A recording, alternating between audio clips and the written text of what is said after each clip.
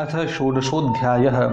श्री ब्रह्मा जी ने कहा, देवगण, जब योगनिष्ठ सनकादि मुनियों ने इस प्रकार स्तुति की, तब वैकुंठ निवास श्रीहरि ने उनकी प्रशंसा करते हुए यह कहा। श्री भगवान ने कहा, मुनिगण, ये जय विजय मेरे पार्षद हैं। इन्होंने मेरी कुछ भी परवाह न करके आपका बहुत बड़ा अपराध किया है। आप लोग भी मेरे अनुगत भक्त हैं, अतः इस प्रकार मेरी ही अवज्ञा करने के कारण आपने इन्हें जो दंड दिया है वह मुझे भी अभिमत है। ब्राह्मण मेरे परम आराध्य हैं। मेरे अनुचरों के द्वारा आप लोगों का जो तिरस्कार हुआ है उसे मैं अपना ही किया हुआ मानता हूँ, इसलिए मैं आप लोगों से प्रसन्नता की भिक्षा मांगता हूँ। सेवकों के अपराध करने पर संसार उनके स्वामी का ही नाम लेता है। वह अपयश उसकी कीर्ति को इस प्रकार दूषित कर देता है जैसे त्वचा को चर्म रोग। मेरी निर्मल सुयश सुधा में गोता लगाने से चांडाल पर्यंत सारा जगत तुरंत पवित्र हो जाता है, इसलिए मैं विकुंठ कहलाता हूँ। किंतु यह पवित्र कीर्ति मुझे आप लोगों से ही प्राप्त हुई है, इसलिए जो कोई आपके विरुद्ध आचरण करेगा वह मेरी भुजा ही क्यों न हो, मैं उसे तुरंत काट डालूंगा। आप लोगों की सेवा करने से ही मेरी चरण रज को ऐसी पवित्रता प्राप्त हुई है कि वह सारे पापों को तत्काल नष्ट कर देती है, और मुझे ऐसा सुंदर स्वभाव मिला है कि मेरे उदासीन रहने पर भी लक्ष्मी जी मुझे एक क्षण के लिए भी नहीं छोड़ती। यद्यपि इन्हीं के लेश मात्र कृपा कटाक्ष के लिए अन्य ब्रह्मादि देवता नाना प्रकार के नियमों एवं व्रतों का पालन करते हैं। जो अपने संपूर्ण कर्मफल मुझे अर्पण कर सदा संतुष्ट रहते हैं, वे निष्काम ब्राह्मण ग्रास पर तृप्त होते हुए घी से तरह तरह के पकवानों का जब भोजन करते हैं, तब उनके मुख से मैं जैसा तृप्त होता हूँ वैसा यज्ञ में अग्नि रूप मुख से यजमान की दी हुई आहुतियों को ग्रहण करके नहीं होता। योग माया का अखंड और असीम ऐश्वर्य मेरे अधीन है, तथा मेरी चरणोदक रूपी गंगा जी चंद्रमा को मस्तक पर धारण करने वाले भगवान शंकर के सहित समस्त लोकों को पवित्र करती हैं। ऐसा परम पवित्र एवं परमेश्वर होकर भी मैं जिनकी पवित्र चरण रज को अपने मुकुट पर धारण करता हूँ, उन ब्राह्मणों के कर्म को कौन नहीं सहन करेगा। ब्राह्मण, दूध देने वाली गौएं और अनाथ प्राणी ये मेरे ही शरीर हैं। पापों के द्वारा विवेक दृष्टि नष्ट हो जाने के कारण जो लोग इन्हें मुझसे भिन्न समझते हैं, उन्हें मेरे द्वारा नियुक्त यमराज के गृध्र जैसे दूत, जो सर्प के समान क्रोधी हैं, अत्यंत क्रोधित होकर अपनी चोंचों से नोचते हैं। ब्राह्मण तिरस्कार पूर्वक कटु भाषण भी करे तो भी जो उसमें मेरी भावना करके प्रसन्न चित्त से तथा अमृत भरी मुस्कान से युक्त मुख कमल से उसका आदर करते हैं, तथा जैसे रूठे हुए पिता को पुत्र और आप लोगों को मैं मनाता हूँ, उसी प्रकार जो प्रेम पूर्ण वचनों से प्रार्थना करते हुए उन्हें शांत करते हैं, वे मुझे अपने वश में कर लेते हैं। मेरे इन सेवकों ने मेरा अभिप्राय न समझकर ही आप लोगों का अपमान किया है, इसलिए मेरे अनुरोध से आप केवल इतनी कृपा कीजिए कि इनका यह निर्वासन काल शीघ्र ही समाप्त हो जाए। ये अपने अपराध के अनुरूप अधम गति को भोग कर शीघ्र मेरे पास लौट आएं। श्री ब्रह्मा जी कहते हैं, देवताओं, सनकादि मुनि क्रोध रूप सर्प से डसे हुए थे, तो भी उनका चित्त अंतःकरण को प्रकाशित करने वाली भगवान की मंत्रमयी सुमधुर वाणी सुनते सुनते तृप्त नहीं हुआ। भगवान की उक्ति बड़ी ही मनोहर और थोड़े अक्षरों वाली थी, किंतु वह इतनी अर्थपूर्ण, सारयुक्त, दुर्विज्ञेय और गंभीर थी कि बहुत ध्यान देकर सुनने और विचार करने पर भी वे यह न जान सके कि भगवान क्या करना चाहते हैं। भगवान की इस अद्भुत उदारता को देखकर वे बहुत आनंदित हुए और उनका अंग अंग पुलकित हो गया। फिर योग माया के प्रभाव से अपने परम ऐश्वर्य का प्रभाव प्रकट करने वाले प्रभु से वे हाथ जोड़कर कहने लगे। मुनियों ने कहा, स्वप्रकाश भगवन, आप सर्वेश्वर होकर भी जो यह कह रहे हैं कि यह आपने मुझ पर बड़ा अनुग्रह किया, सो इससे आपका क्या अभिप्राय है यह हम नहीं जान सके हैं।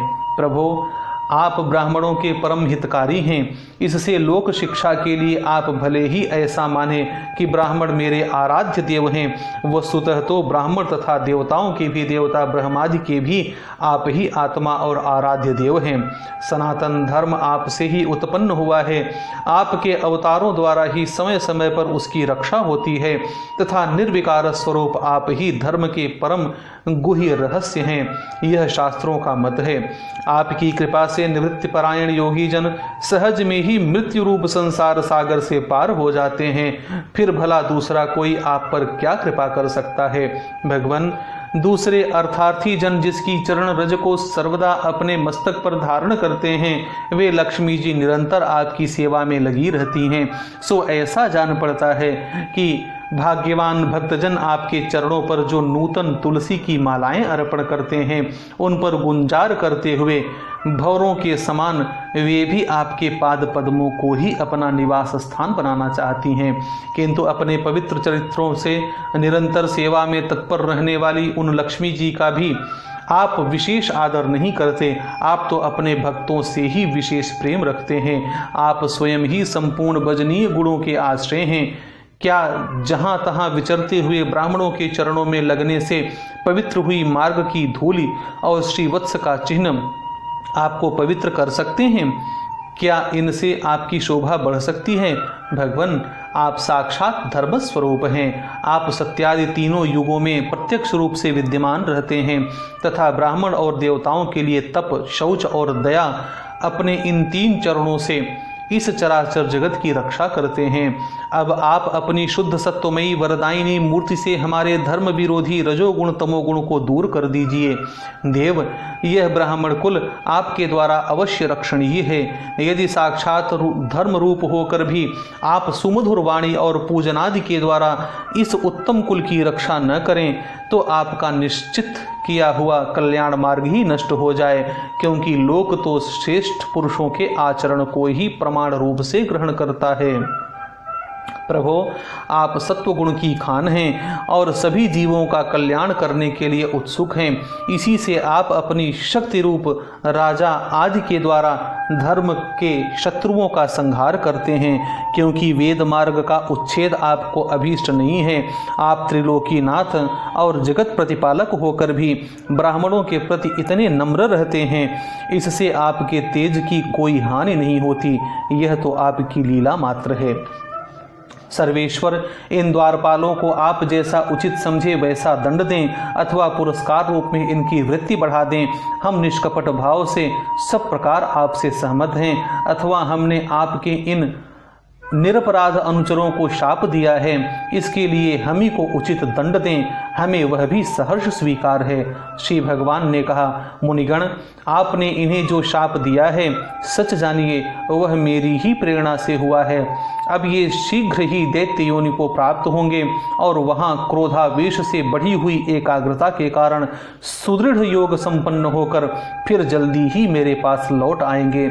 श्री ब्रह्मा जी कहते हैं, तदनंतर उन मुनीश्वरों ने नैनाभिराम भगवान विष्णु और उनके स्वयं प्रकाश वैकुंठ धाम के दर्शन करके प्रभु की परिक्रमा की और उन्हें प्रणाम कर तथा उनकी आज्ञा पा भगवान के ऐश्वर्य का वर्णन करते हुए प्रमुदित हो वहां से लौट गए। फिर भगवान ने अपने अनुचरों से कहा, जाओ, मन में किसी प्रकार का भय मत करो, तुम्हारा कल्याण होगा। मैं सब कुछ करने में समर्थ होकर भी ब्रह्म तेज को मिटाना नहीं चाहता, क्योंकि ऐसा ही मुझे अभिमत भी है। एक बार जब मैं योग निद्रा में स्थित हो गया था, तब तुमने द्वार में प्रवेश करती हुई लक्ष्मी जी को रोका था। उस समय उन्होंने क्रुद्ध होकर पहले ही तुम्हें शाप दे दिया था। अब दैत्य योनि में मेरे प्रति क्रोधाकार वृत्ति रहने से तुम्हें जो एकाग्रता होगी, उससे तुम इस विप्र तिरस्कार जनित पाप से मुक्त हो जाओगे और फिर थोड़े ही समय में मेरे पास लौट आओगे। द्वारपालों को इस प्रकार आज्ञा दे भगवान ने विमानों की श्रेणियों से सुसज्जित अपने सर्वाधिक श्री संपन्न धाम में प्रवेश किया। वे देवश्रेष्ठ जय विजय तो ब्रह्मशाप के कारण उस अलंघनीय भगवत धाम में ही श्रीहीन हो गए तथा उनका सारा गर्व गलित हो गया। पुत्रों, फिर जब वे वैकुंठ लोक से गिरने लगे तब वहां श्रेष्ठ विमानों पर बैठे हुए वैकुंठ वासियों में महान हाहाकार मच गया।